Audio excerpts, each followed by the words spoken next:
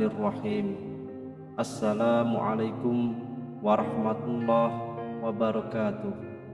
Alhamdulillah, wassalatu wassalamu ala sayyidina wa habibina rasulillah Sayyidina Muhammad ibn Abdillah wa ala alihi wa sahbihi wa mawalah, amma ba'du.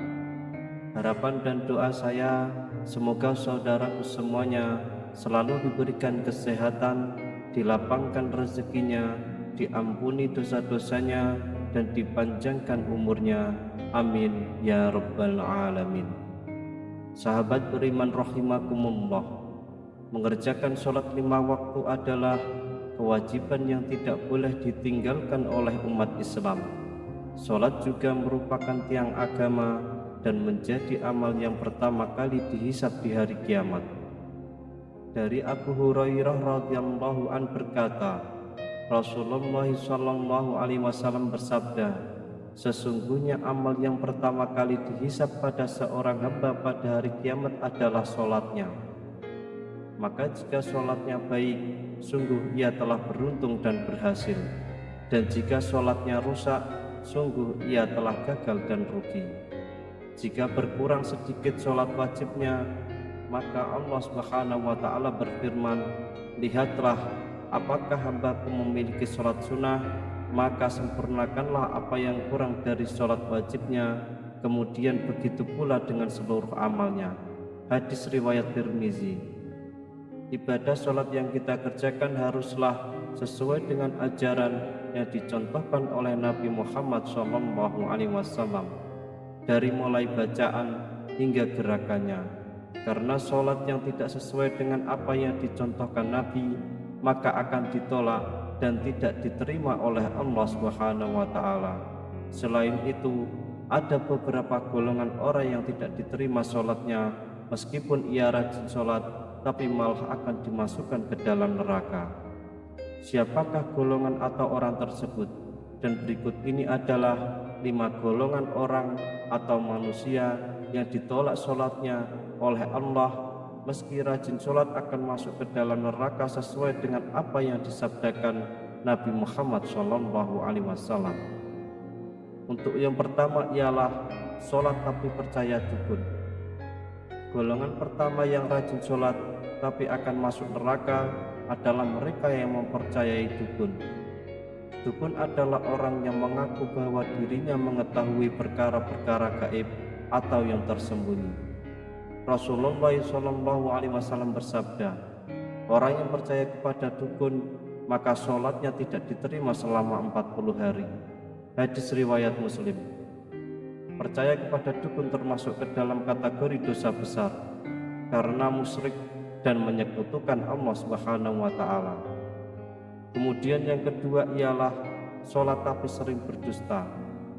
Berdusta merupakan salah satu dosa besar yang diancam akan disiksa dengan pedih di akhirat kelak.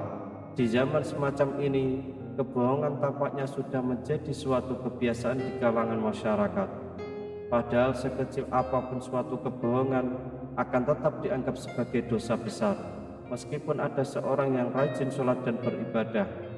Namun jika lisannya suka berbohong, maka sholat dan ibadahnya akan sia-sia semata, karena kebohongannya itu akan menghapus amal-amalnya. Dan jika ia mati dalam keadaan tidak bertaubat kepada Allah, maka ia akan masuk ke dalam neraka. Allah Subhanahu wa ta'ala berfirman, innama yaftaril kadhibal ladzina la yu'minuna bi ayatillah wa ulaika humul kadhibun. Sesungguhnya yang mengada-adakan kebohongan hanyalah orang-orang yang tidak beriman kepada ayat-ayat Allah, dan mereka itulah orang-orang pendusta. Kemudian yang ketiga ialah sholat tapi minum minuman keras. Hal ini tidak jarang kita jumpai di kalangan masyarakat, bahwa tidak sedikit sekali orang yang memperkuat sholat namun suka minum minuman keras. Inilah akibatnya jika menganggap sholat sebagai suatu rutinitas semata, sehingga dalam melaksanakan sholatnya tidak dibarengi dengan hati yang ikhlas. Minum minuman keras merupakan segala jenis minuman yang memabukkan, dan minuman semacam ini sangat dilarang oleh agama Islam.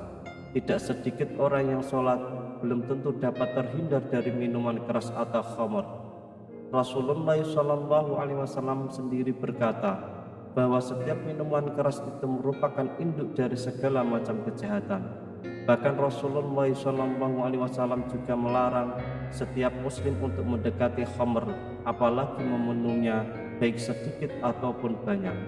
Khamr merupakan barang haram yang tidak boleh diminum oleh orang yang beragama Islam. Rasulullah SAW juga melaknat orang-orang yang berhubungan dengan minuman khamr. Untuk itu, sebagai umat Islam wajib hukumnya untuk menghindari khamr dan menjauhinya, dan segera mungkin bertaubat jika pernah meminumnya. Rasulullah SAW bersabda, barang siapa meminum khamr, tentu Allah memberi minum kepadanya dari air panas neraka jahanam. Hadis riwayat Al-Bazzar. Kemudian yang keempat ialah sholat tapi sering menggunjing kejelekan orang lain. Allah Subhanahu wa Ta'ala berfirman dalam Quran surat Al-Mudaththir ayat 42-48, ma salakakum fi saqar, qalu lam naku minal musallin wa lam naku nut'imul miskin wa kunna nahudu ma'al khaidin wa kunna nukadzibu biyaumiddin hatta atanal yaqin fama tanfa'uhum syafa'atus syafi'in. Apakah yang memasukkan kamu ke dalam saqar? Mereka menjawab, kami dahulu tidak termasuk orang-orang yang mengerjakan sholat, dan kami tidak pula memberi makan orang miskin, dan adalah kami membicarakan yang batil bersama dengan orang-orang yang membicarakannya, dan adalah kami mendustakan hari pembalasan hingga datang kepada kami kematian, maka tidak ada lagi bagi mereka syafaat dari orang-orang yang membagikan syafaat. Dalam ayat tersebut, salah satu penyebab orang masuk neraka merupakan karena suka membicarakan keburukan orang lain. Orang yang mendirikan sholat namun suka membicarakan kejelekan orang lain, maka ia akan ditempatkan di dalam neraka sakor.